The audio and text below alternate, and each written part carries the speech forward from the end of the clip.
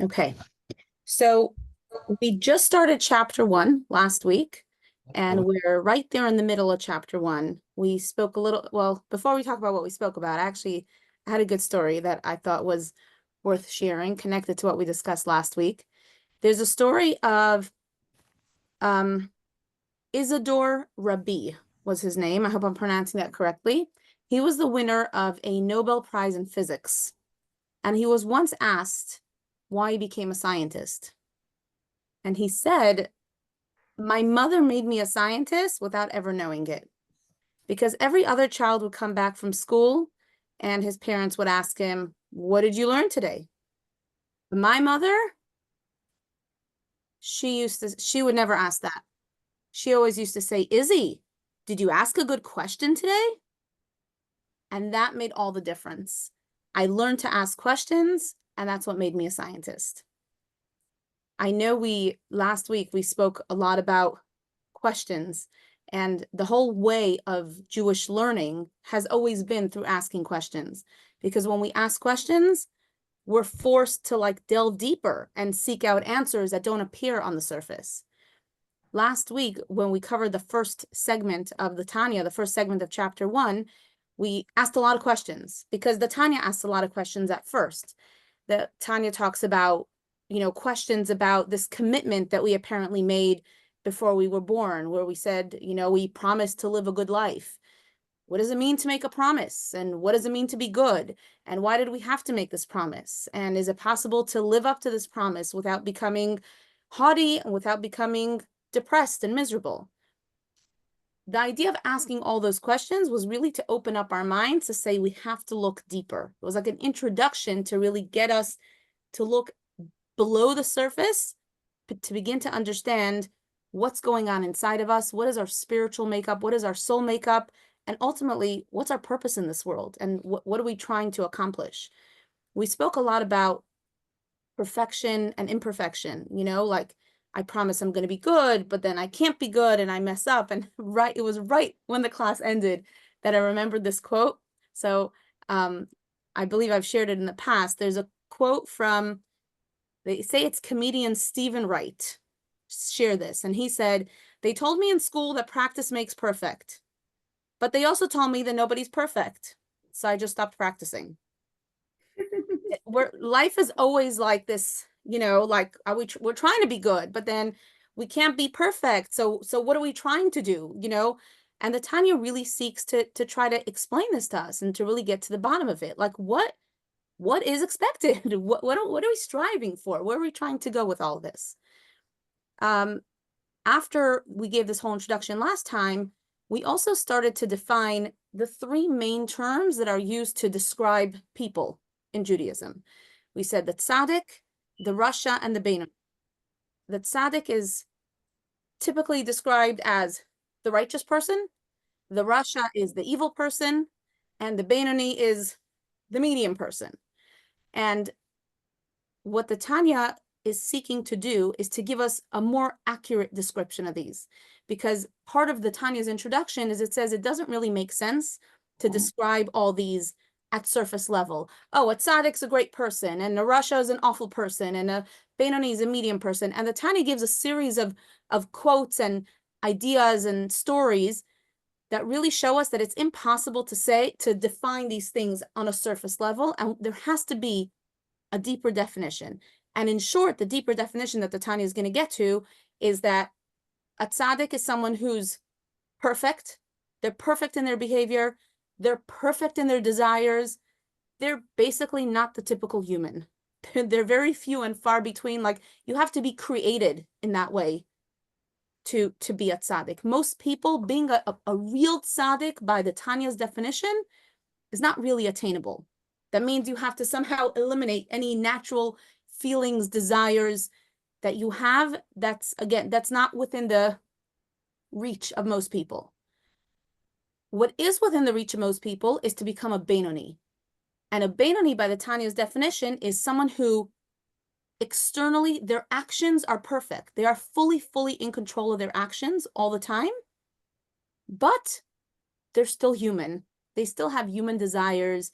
They still don't always want to do the right thing. They still wake up and feel like, I actually, would like to go rob the bank today, but they don't. They practically are in full control of themselves, but they haven't changed their inside, because it's not really possible, the Tanya is going to explain to us, to change how we feel about things. What it is possible to change is what we do about it. An example I once heard that I thought was relevant is, when you meet someone who says, I'm an alcoholic. I've been clean for 25 years.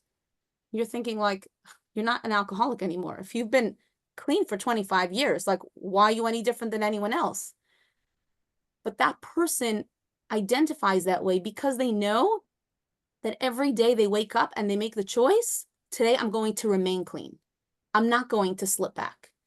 And I also know that I'm always at risk of slipping. Even if I've done this well for 25 years, the risk doesn't go away.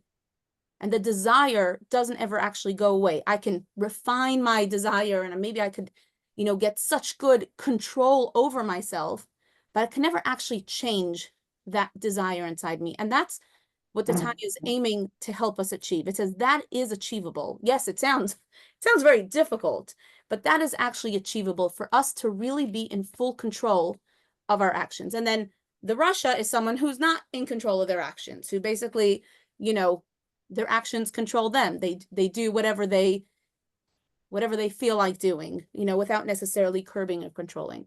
That's kind of where we got up to last time.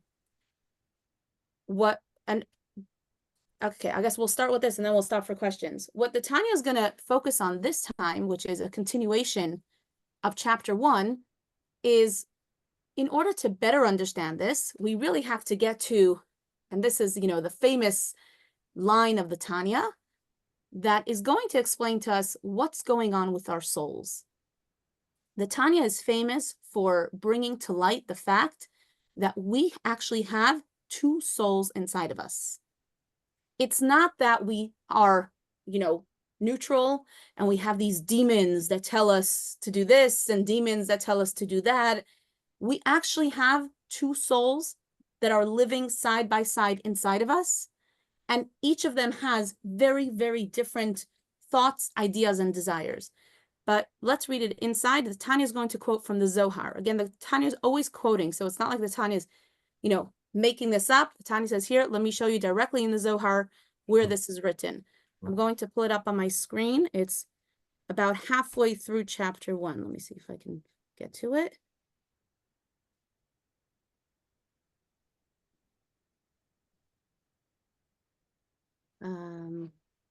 Here we go. It says, however, the explanation of the matter, meaning the Tanya is going to say, we asked all these questions, right? We're trying to understand what's going on. Let me give you the deeper insight here. The explanation of the matter, so that we better understand these levels, is to be found in light of what Rabbi Chaim Vital wrote in Shar HaKadusha. Now, Rabbi Chaim Vital was the closest disciple of the Arizal. The Arizal is considered an authority on Kabbalah. He was a great Kabbalist who lived in Sfat in the 1600s. He taught, but he didn't write a lot of his teachings. And most of his teachings were recorded by Rabbi Chaim Vital. And that's where, when we quote Kabbalah, that's often, the Tanya quotes it very, very often. And what does he write? That every Jew, whether righteous or wicked, possesses two souls. As it is written, and neshamot I have made. There's a quote that says, I have created souls. And we understand that to mean that God has created two souls inside of us. These are two nefashot, two souls and life forces. What are they? We're going to explain it generally, and then we're going to delve into each one. One soul originates in the Klipa and the Sitra Achra. And I'm going to stop right here so that we can actually explain it. Before we understand where the souls come from, the first soul we're going to talk about is what we can call the human soul, the natural soul, the soul that animates us as human beings. So let's for a second try to understand the world around us. We know that the world that we see, when you look around the world, you're not really seeing spirituality. Most of what we see is physical. You see a world, I see trees, I see mountains, I see tables, chairs, houses, cars, people. The fact that the world is a holy and godly place is definitely not something that's, visible at first glance. Now, Torah teaches us, and Kabbalah explains, that really the whole world is godliness. God created this world, and every single thing in the world is godly. But in order to actually give us the ability to make choices and to have real free choice, most of the godliness is concealed. So what I see with my eyes is a physical world. And then I have to learn about the spirituality. I have to study. I have to, meditate in order to appreciate that there's something deeper and holier as well. But on the surface level, I just see a physical world. Now, the Zohar explains this. I'm going to share a slide. The Zohar explains this. I don't know. To me, the slide was helpful. I hope I was trying to depict this in a little Google slide. Let's say this is what we see in the world. So the yellow area is that sliver in the world that is purely holy, that appears as holy. When I see a Torah scroll, like I know this is holy, when I, go to the Western Wall, when I see something that is purely godly, that's clear, open holiness. Most of the world is not like that. Most of the world is just a world. And the two terms that Tanya introduces, one of them is sitra achra, meaning the other side. It's a term in Aramaic. So it's going to say there's holiness and there's the other side. The other side is basically everything that doesn't appear holy. That doesn't mean it's not holy deep down inside, but things that just appear regular. And the other term is klipa. For those who speak Hebrew, klipa means a shell, like a skin of a fruit. So if you think about it, a shell or skin of a fruit, it conceals the fruit. It conceals with a purpose. It's not concealing the fruit because it doesn't want us to discover the fruit. It conceals for protection or for cleanliness or for whatever else, but the fruit is concealed. When you peel back the shell, you can see the fruit that's inside. That's a term that Kabbalah often uses to describe the physicality in this world. You have to remember, it's all shell. When we peel back the shell, you can find the holiness within, but it's all shell. Now, within everything that is shell, that is klipa in the world, there are two categories. There's the larger category, which is the center one here, called klipat noga. I like to call it the parav klipa, or the translucent shell.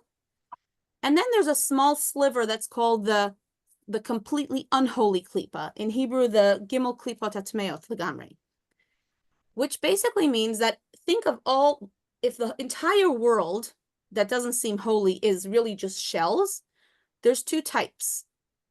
There are things that have a very, very thick, very hard to remove shell. And those are things that God tells us, those are elements in the world that I honestly want you to stay away from. You have no need and no purpose and no task of opening those shells and dealing with those items. Those are things that are completely off limits to you. Those things I would put into that category, for example, things that are completely evil from the Torah perspective, whether that's murder or robbery or pork. What? Look. Did you hear me? Sorry, I thought someone said something. So that would be a segment. Now, not to say that if you deep down inside there isn't an element of godliness in those two. Yes, but God says that's not for you to touch. There's actually an interesting, we'll talk about it in a later chapter. We'll analyze it a little more.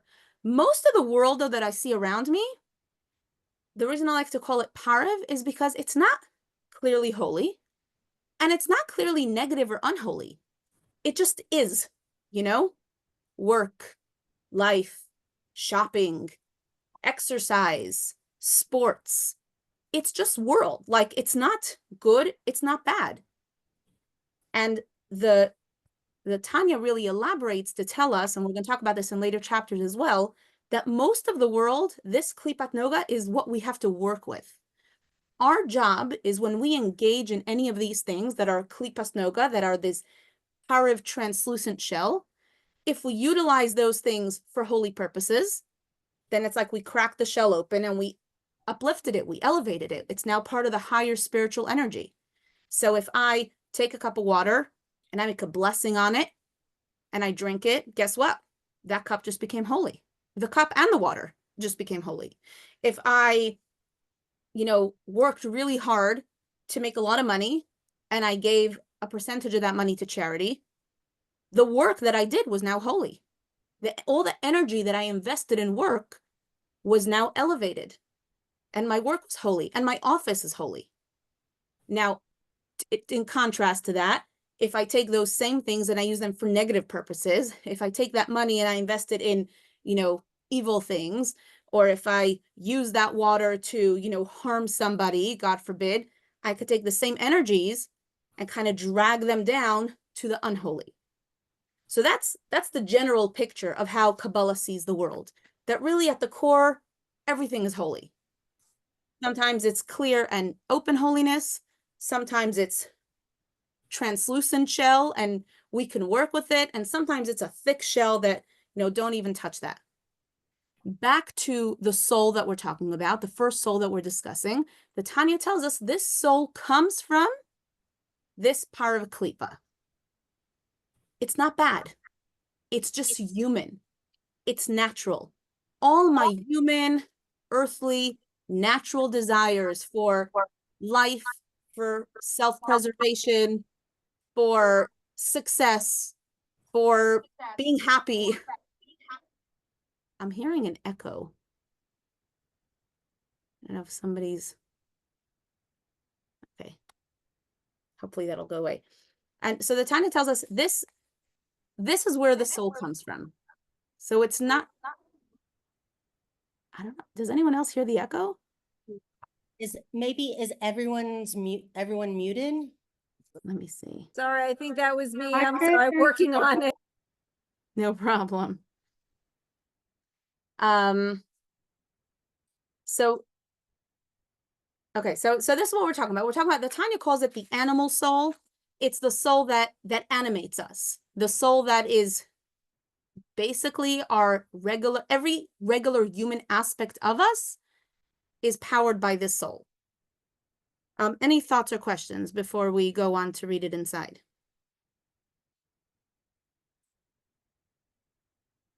Okay, I'm going to pull up the text inside so we could read some of this inside, and then we're going to summarize the soul. So here, it is this nefesh, this soul, that is wait, did I skip something? Yeah, okay. These two nefashot, these two souls and life forces, one soul originates in the klipa and the sitra achra, meaning in the shell. This soul that we're talking about comes from the klipa, from the shell. It is this soul that is clothed in the blood of a human being, giving life to the body. We're told that this soul is literally what animates our body. Like this soul has closest access to the body. It powers and animates the body, which, by the way, is a spiritual reason why blood is not kosher. We check our eggs for blood, and we have to salt and soak our meat and chicken for blood, because Kabbalistically, blood contains soul in it. So for an animal, it contains the soul of the animal, and for a human, it contains the human soul. As it is written, for the nefesh of the flesh is in the blood. From this soul stem all the evil characteristics deriving from 4 evil elements within it. So this is interesting. The Tanya is now going to go to say, we sometimes think that evil is like, we said, like these demons or these energies that, come and try to convince us to do things.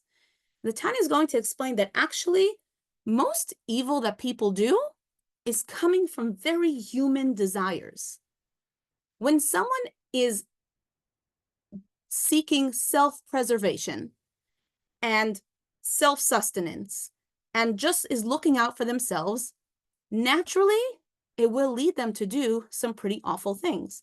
Typically, when somebody is getting angry at someone else, they're getting angry because they feel like that person's presence or that person's success or that person's words are harming me in some way. And on a soul level, my soul's afraid of that. Anything that's going to harm me, I need to fight. So when I am trying to fight this person or get angry at this person or at the situation, it's really coming from a desire to just survive and to thrive. So I don't want to get like very into it here, but the Tanya is going to explain that there are four, and it's a whole concept in Kabbalah, that there are four elements. The whole world is made of four elements in general. We're not talking about the table of the elements as we know from chemistry class, but the Kabbalah talks a lot about the fact that these four elements, earth, fire, water, and air, make up all things and spiritually are the source for all things. And the Tanya is going to explain briefly how you can look at the soul and you can see how different evil traits that people have could be a natural desire, a natural extension of one of these elements within the soul. So, for example, it's going to tell us, namely, anger and pride emanate from the element of fire, which rises upwards. Once ignited by anger and pride, a person, like a fire, soars aloft. Pride is a state of considering oneself superior to others. Anger, too, is the offshoot of pride. If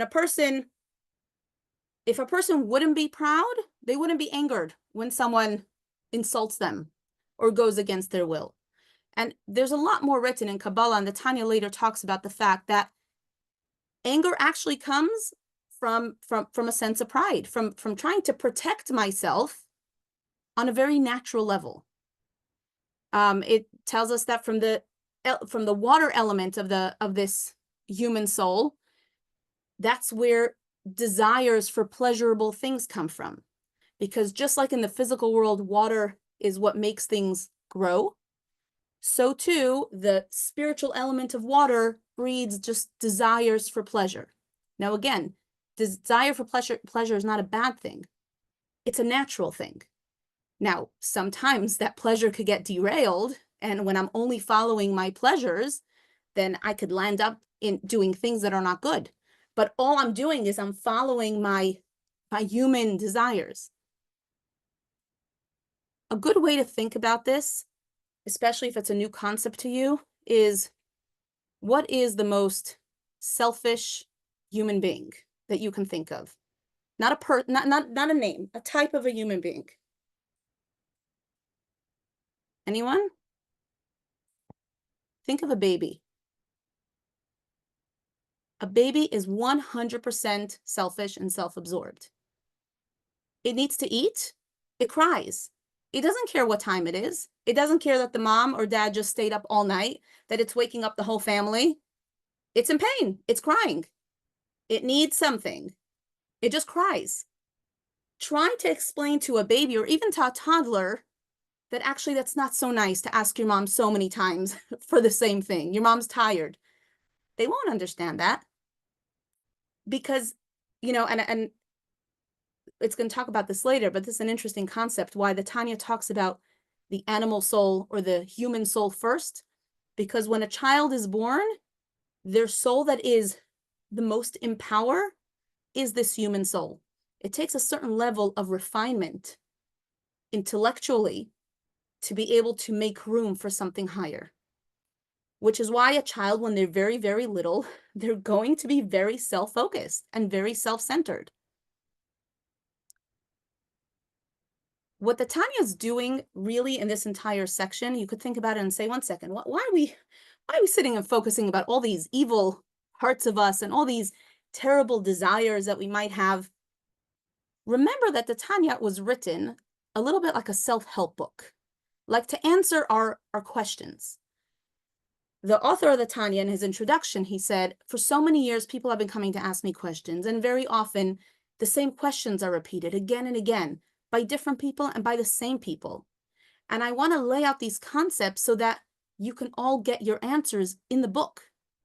So you could imagine that questions people were having as good, we're not talking about evil people, we're talking about good people who are trying to do good and live a good life. A person could be bothered and say, I don't get it. I try to be a good person. Why am I always getting mad at my husband or my wife? Why am I yelling at my kids? Why am I getting into fights with my coworkers? I mean, it doesn't make sense to me. I try so hard to be a good person. I work so hard on myself. I've studied so much, but I constantly find myself doing things that I promised myself I wouldn't. I'm embarrassed that I do these things. Why is it that when I find out that my really good friend, I don't know, won the lottery or is getting a reward at work, there's a part of me that like is really jealous. And I know I shouldn't be. Like, I know I'm not supposed to feel jealous, but I don't know, I just feel it. And I feel awful. So the first thing that Tanya is trying to do is to give us validation. You are human. And you need to know that part of being human is that you have this human soul inside of you that's constantly looking out for itself. And you will always have these feelings. You will always have these desires. And no matter how many years you're clean, so to speak, you can always wake up in the morning and feel a tinge of jealousy or want to do something that's dishonest or get really mad at those feelings and desires are not going to go away so long as you have blood, rushing through your veins, because it's in your blood. Welcome to the club of being a human being. Once you recognize that, then stop beating yourself up about it. Don't be mad that you wake up in the morning and you feel like doing the wrong thing. Don't be mad that you messed up today and you yelled at this person or got it. You need to understand that's part of being human. And when you understand yourself on that level, then you can start working towards refining yourself. But before you understand what you're dealing with, you're just going to be faced with so much frustration. It's a great story that I heard from Rabbi Shais Taub. He's a big Tanya teacher. And he said that he was once on a panel, he was invited to be on a panel with a Catholic priest, a Muslim, a Buddhist leader, and a moral atheist. And they were all given a question that they were asked to answer according to their belief system. And the question was, why should we be moral? So he describes that, first the priest speaks up. And the priest says, you need to be moral because you want to know that you did the right thing. That's why it's important to be moral. The Muslim leader gets up and says, you need to be moral because then in the afterlife in heaven, you're going to get a reward for being moral. The Buddhist, person got up and says, well, karma is going to affect you one way or the other. So you have to be moral or karma will get you. And then the moral atheist said, you need to be moral because this world needs rules for people to live by. Otherwise, the world will be in chaos. So for that reason, people need to be moral. So then it was his turn to answer why be moral. And he was thinking about the Tanya and he says, do you realize what you're asking me? You're asking, what is the self-serving reason for me to live a moral life? Like, what good is it going to do to me to live a moral life? But in Judaism, we're actually taught that we're not supposed to be moral for our own good. We're supposed to be moral because God wants us to be moral. So he said in that moment, he kind of realized that Judaism is like the only space or the only religion where we're supposed to reach for something higher than our own humanity. And I find that this connects directly to this section of Tanya, because the Tanya is trying to tell us that it's not, in the big picture, the battles that we have are not battle between good and evil, right or wrong.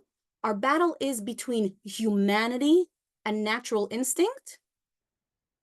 And then that brings in the second soul. The second soul is the exact opposite. Our second soul comes from that sliver of holiness. Our second soul is called the godly soul. It is literally a piece of God that resides inside of us. And that piece of God inside me has one single desire: godliness. Just pure godliness.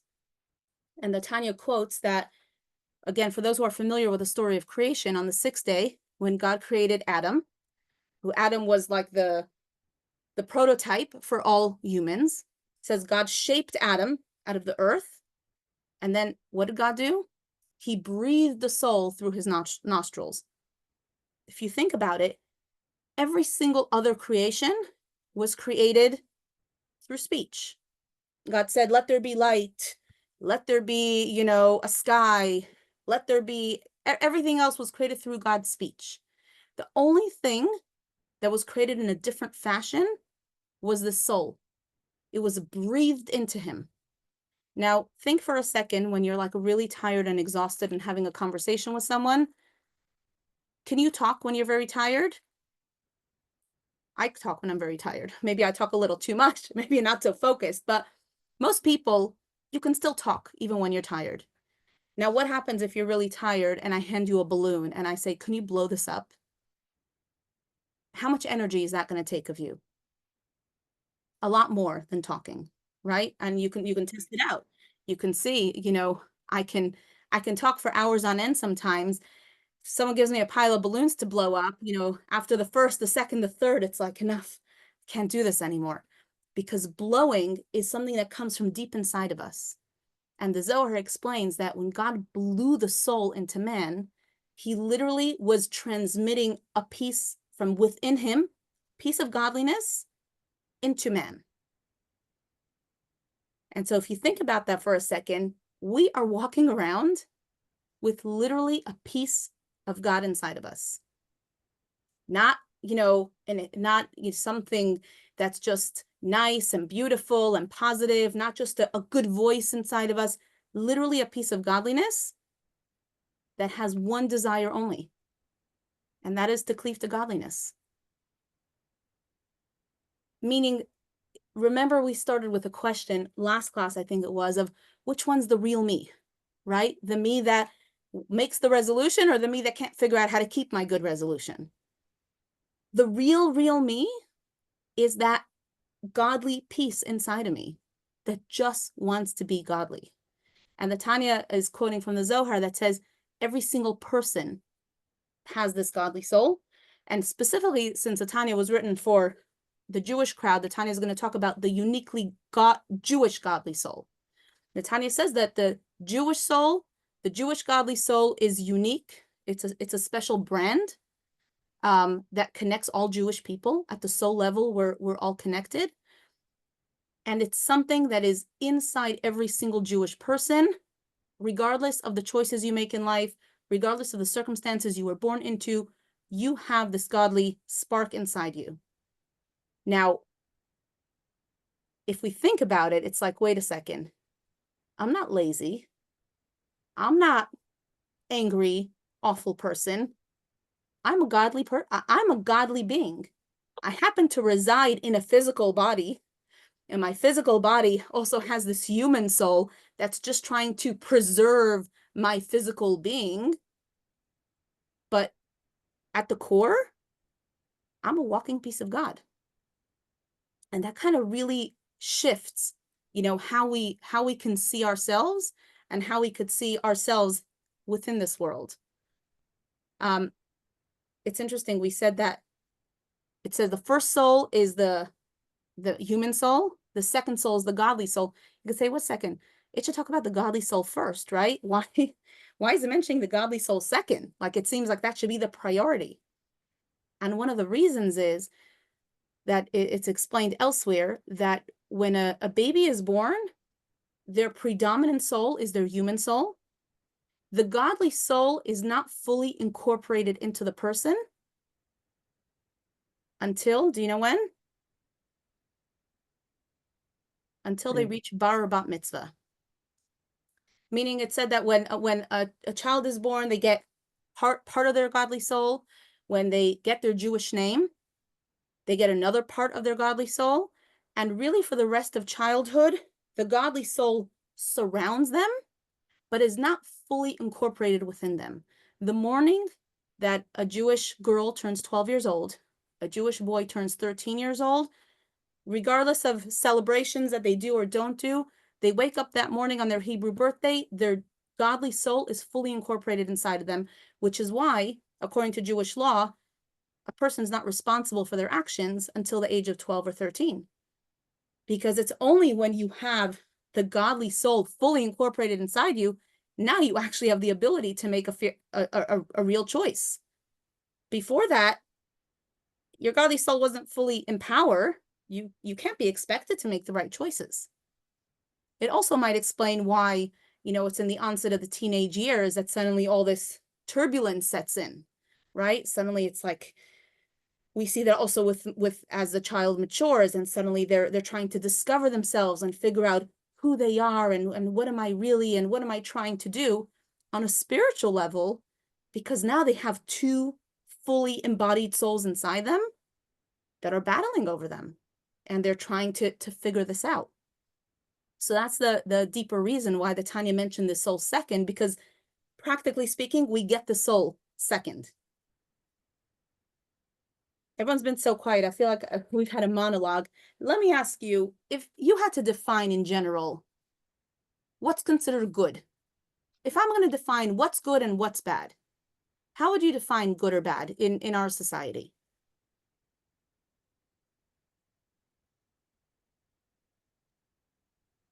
Yeah, Arlene.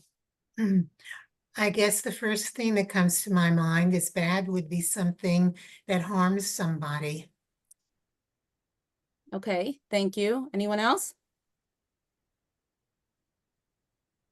You'll notice that our society has a very hard time defining good and bad. Because if, let's say I say hurting someone is bad, right? What if I'm performing life-saving surgery on that person? I might be hurting them, but it's for a bigger reason. It's for a good purpose. So can I say that all harming of other people is bad? What if it's someone who's coming into my house, God forbid, and trying to harm my family? And I have to defend my family and harm this person. Was that bad? I guess it's harming somebody without any reason, without any purposeful reason, harming somebody, hurting somebody by surgically removing something, that's not harming them. That in essence is helping them. It might be making them uncomfortable or whatever, but I guess, not harming somebody for no reason, for a reason, I don't know, just, it's, some things are obvious. You're going to do harm to somebody if you're protecting yourself or whatever, but wait, we lost. Okay, you moved on my screen. Thank you for that. Raina, what did you want to share? Okay, I'm going to make an attempt here. Is good something that is perfect, like milk, for example?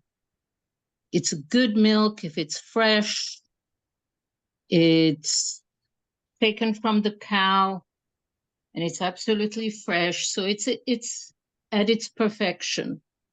But once it becomes less fresh, then it becomes bad. And that is on a physical level, right? Something that is not as it should be. Something as it should be is good. Something not, maybe because it's being degraded for whatever reason. Now, there is also right and wrong, and that's different. Right and wrong has to do more with ethics and more with morality than anything else. And on a physical, then you have good and bad. Like an animal an animal only knows good or bad. This is good for me, this is bad for me. He doesn't know right and wrong. But you notice that I hear what you're saying, but when an animal says, sure. I'm just taking a stab at it. No, I think that's great, but I just for fun, I want to challenge you and say, like, you said that milk when it's not so fresh anymore is not good. What if it's like a day or two old, but you're still allowed to sell it and it will still do good to the person who just wants some milk? Can you actually say that that milk is not good if it's, the sell by date hasn't passed yet? Well, I just meant that on a physical level, just on a physical, that good is something that is in its perfection. And Right. of course, that's it. Like it's as it should be. I think that That, in the I mean, that's just a stab at it. Okay, no, thank you. I appreciate that. I think that if you're going to look at good and bad, right and wrong, I think it will look different for different people. I think it will look different in different societies. I think, there are some things that all of us here would agree is like, that's awful, that's terrible, but maybe in a different country, I mean, there are some people who will eat dogs. We would all say, oh, gross, that's awful. Like, how can you do that? Let's say, well, what's wrong? You guys eat cows. We eat dogs. For us, where we come from, given our background, we see that as an awful thing, and that maybe right and wrong, good or bad there's a little bit of overlap here. It's very hard to really be able to create a boundary that everyone agrees. This is right, this is wrong. This is moral, this is immoral, this is good, this is evil. It depends really a lot on your society, on what your background is and what your knowledge is, what your needs are. Even let's say the fresh cup of milk that is pure, unadulterated, doesn't even have hormones in it, right? But for someone who's allergic to milk, that's the worst thing in the world. So the reason I ask this is because it's interesting that the Tanya here gives a completely different framing of good and bad choices. It gives a completely different framing of the positive and the negative inside of us. And it doesn't define it as good versus bad. The Tanya says that the real battle in this world is the natural versus the godly. The self-serving versus the godly serving. When I sit and enjoy a big tub of delicious ice cream, it's not bad. Maybe my doctor will say it's bad, but it's definitely by many interpretations, it's not evil. And trust me, it's delicious. It's really good, but it's not godly. Unless, of course, I'm eating it for the purpose of enjoying Shabbat, and then it actually could become godly. But if I'm just indulging in this just for pure indulgence, that's a desire coming from a human soul just for pleasure.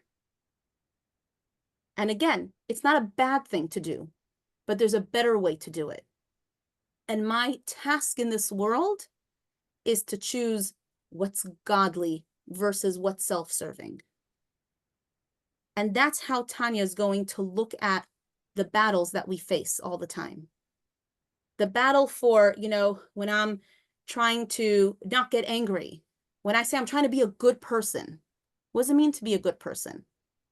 A good person, by the Tanya's definition, well, specifically for a Jewish person, is to try to utilize everything in this world, all the powers, all the talents that I have, all the access that I have, and utilize it for a godly purpose. And that's how I access and connect with my godly soul. Yes, Arlene. You're still muted. How do you define a godly purpose? Very good. So Tanya is going to go on to talk about that a lot more. But in short, if I'm utilizing it for godliness, so if I'm utilizing it for doing a mitzvah, that's how I make it godly. So the same exercise bike that's sitting in my room and, becoming a closet to many of my clothes, I can utilize it for a self-serving reason. I want to look a certain way, I want to feel a certain way, and I'm going to exercise.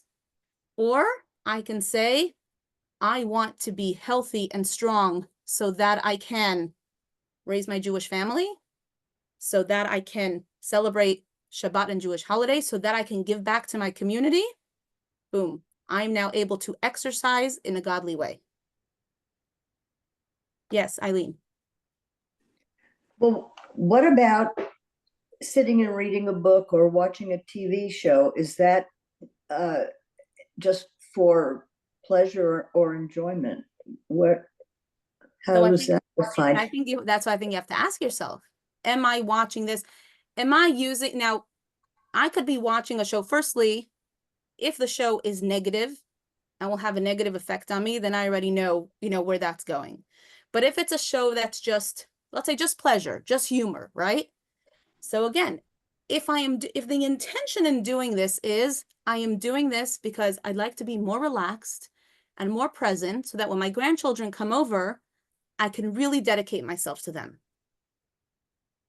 There was intention behind what I did, and the intention was a godly intention so that I could connect deeper with my family. If I am watching this because I'm looking for a way to connect with my spouse, and I know that we can connect over this show.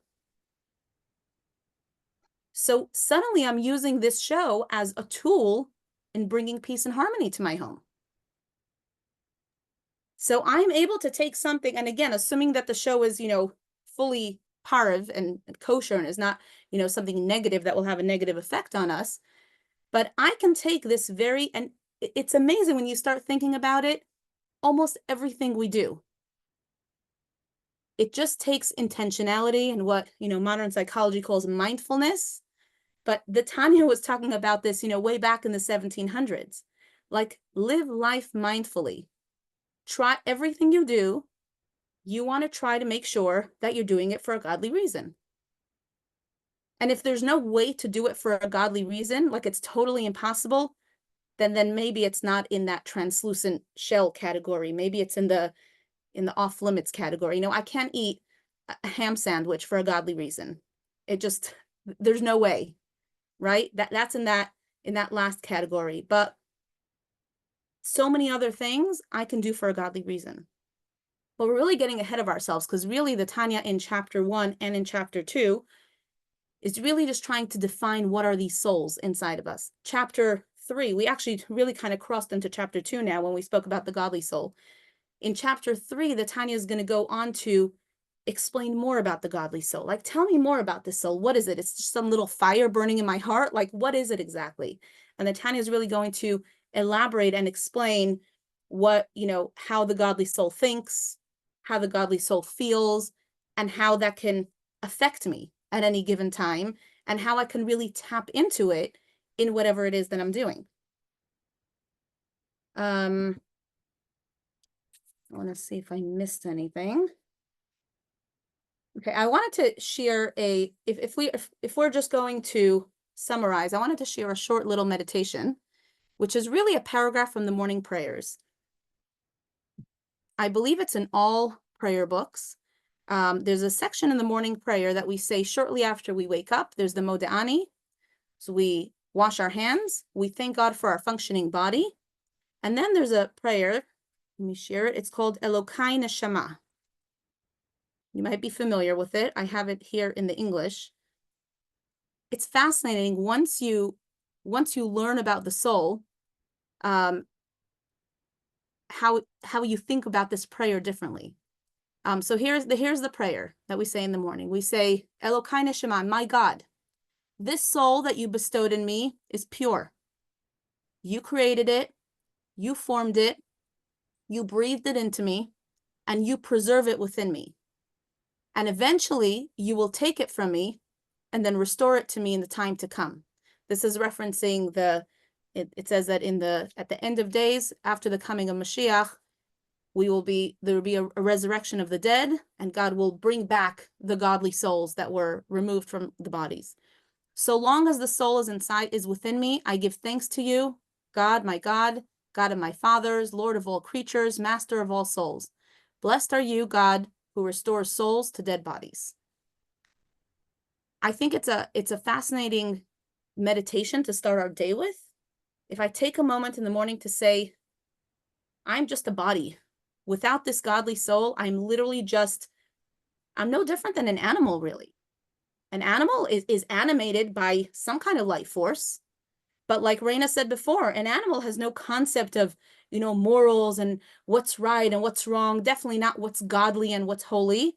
The animal knows I'm going to do whatever I need to do to live, to survive, and to protect myself, and to procreate, which is part of that.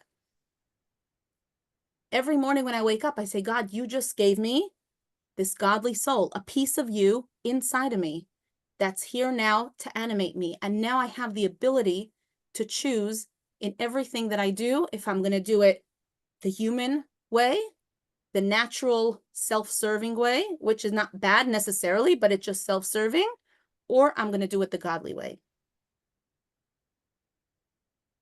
That's a thought I want to end with, but I am here. I'm happy to hear questions and thoughts. Yes, Harriet. So that last piece that you were talking about was the question that came to mind. When we say that our soul returns to Hashem when we sleep and comes back, is that the soul that God has breathed into us? I mean, is that Yes. like it's going home and we pray that it comes back to us? Yes, 100%. And that's why, according to Jewish law, we're told that sleep is 1/60th of death, which is the reason why when we wake up in the morning, we wash our hands. There's a certain level of impurity that remains, just like when you go to a cemetery, or when when someone, part of the Chevra Kadisha, is involved with, bodies that are not alive, there's a certain level of impurity. So when we wake up in the morning, there's a certain level of impurity, which is why we wash our hands before we begin praying and go about our day. Yes, Sarah, you want to say something? And then Carolyn. I know I'm getting ahead, but it's about this particular topic. So the 4 levels of a person, an animal, vegetation, and rock. We have conscious minds. We can think about doing something and intentionally doing something for a godly reason. If there is something that is done passively by either one of these 4 categories, a person who is not actively saying, I want to do something godly, or an animal, or a vegetation, or an inanimate object that does something that can be interpreted as godly, is there sort of, I don't want to say credit for it, but where is that coming in? I would think that that's coming. It's not. So it's interesting. One of the things that Tanya says, which it seems like we glossed over it, I didn't mean to. It says that actually we have some positive traits that come from our human soul as well. And it explains then that, because often, and it's actually interesting because I know that you can tell us probably more, but I know that many psychologists in their analysis will say that ultimately all good that people do is really for self-serving reasons, right? Even when somebody is just doing things to help other people, they're doing it because it makes them feel better about themselves. I feel like a better human when I'm helping others. I feel very selfish and self-centered when I'm not caring for my neighbors. I feel bad that I have all this money and this other person's poor, and I feel like I should, help them out. And you could find, like, psychologically, a reason why we do a lot of good things, not for completely altruistic reasons. Now, again, we have to say that halavai, like, it would be nice if everybody in the world was doing a lot of good for selfish reasons, because at least they'll be doing good and not be doing bad. But you could, from a very natural human perspective, also do good things. The ability to do something good completely for a godly reason, completely for a reason that has nothing to do with me, only comes from the power of the godly soul. So the person who eats kosher but isn't trying to eat kosher, they just sort of happen to eat kosher. Yeah. I mean, the Jew, I should say, not the person, yeah. but yeah. So they're not doing anything bad, right? But I don't know necessarily that it's holy. I mean, it's like, let's say we say, what if I don't know, what if my dog study Torah? You know, like not that that's possible, right? But like, what if, you know, someone's doing something positive? They're doing something positive. Not necessarily is it holy. It's holy when it's godly, when it's connected to godliness, when it's coming from a godly place or for a godly reason. But those godly reasons are the 613 commandments? Or Yeah, a desire to connect with God, a desire to Okay. do what God says. Carolyn. Thank you. This is terrific. My question is a lot less complicated, hopefully. I've heard a lot of people say, well, my Hebrew birthday is, let's say, April 12th. So I've never heard of it explained the way maybe I heard you or understood it. Your Hebrew birthday, the term comes once you become bar bat mitzvah. Is that what you said, or did I misunderstand? I said that the day that a boy or girl turns 12 or 13, the Hebrew date, meaning our soul operates by the Jewish calendar. Our Jewish soul operates by the Jewish calendar. Our godly soul operates by the Jewish calendar. So when a child wakes up on the day of their bar bat mitzvah, according to the Hebrew calendar, that's the day that they have full access to their godly soul.